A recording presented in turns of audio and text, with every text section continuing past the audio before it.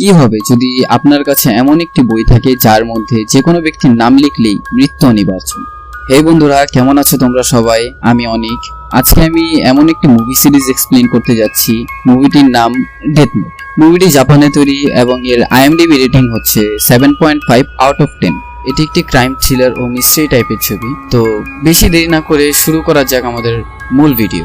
মুভির শুরুতেই বৃষ্টি ভেজা টোকিও সিটি দেখানো হয় এবং কোনো এক গলির মাঝে এই বৃষ্টির রাতে আকাশ থেকে একটি বই মাটিতে পড়ে যায়, যার মধ্যে লেখা ডেথ নোট। সিন শিফট হয় জেল থেকে পালানো এক আসামির দিকে, যাকে FBI টিম ধাওয়া করছে এবং আসামিটি একটি মেয়েকে জিম্মি করে নেয়। ঠিক তখনই হঠাৎ আসামিটা মাটিতে লুটিয়ে পড়ে যায়, তার মানে সে ওখানেই মৃত্যুবরণ করে। পরবর্তীতে দেখানো হয় জাপানের পররাষ্ট্র মন্ত্রণালয়ের সরকারি পরিচালক কাতসুয়া সেতাকে। তিনি একজন সরকারি লোক হয়েও মাফিয়াদের সাথে জড়িত, তাই সাংবাদিকরা তাকে জেরা করছিল। ঠিক তখনই তিনি হার্ট অ্যাটাকে মারা যায়। এমন করে আরো অনেক অপরাধীরাই মারা যায়। তাদের এই আশ্চর্যজনক মৃত্যুর কথা পত্রিকায় ছাপানো হয়।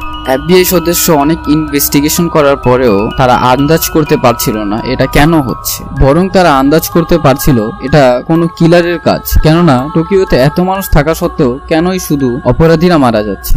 অন্যদিকে সাধারণ জনগণ এটাকে পজিটিভলি নিচ্ছে। এখান থেকেই শুরু হয় মুভির মূল কাহিনী। তো মুভির শুরুতেই দেখানো হয় আমাদেরকে মুভির মূল চরিত্র লাইট হিয়াগামি।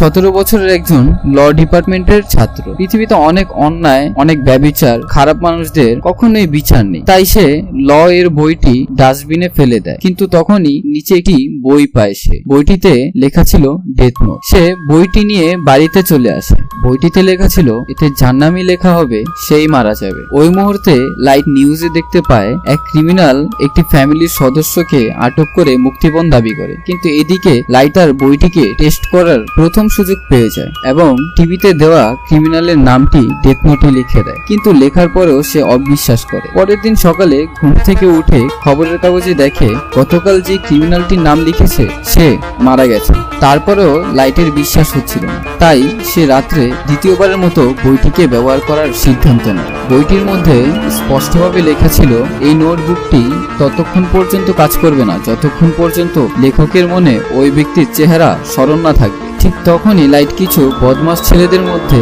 একজনের নাম নোটবুকটিতে লিখে দেয় এবং সেও হার্ট অ্যাটাকে মারা যায়। ঠিক 40 সেকেন্ড পর লাইট তার মৃত্যু দেখে ভয় পেয়ে যায় এবং সে ওখান থেকে কেটে পড়ে। ঠিক একটু পরেই কাপা কণ্ঠে একজন বলে উঠল, তুমি কি এটা পছন্দ করেছো? সে ছিল গড অফ ডেথ, মানে মৃত্যুর দেবতা। লাইট তাকে দেখে ভয় পায় না এবং তাকে বলে, অবশেষে আপনি এসেছেন তাহলে। লাইট তার নাম জিজ্ঞেস করে। সে বলল তার নাম রিউ। রিউ তাকে বলে, তুমি যদি বইটি না নিতে চাও তাহলে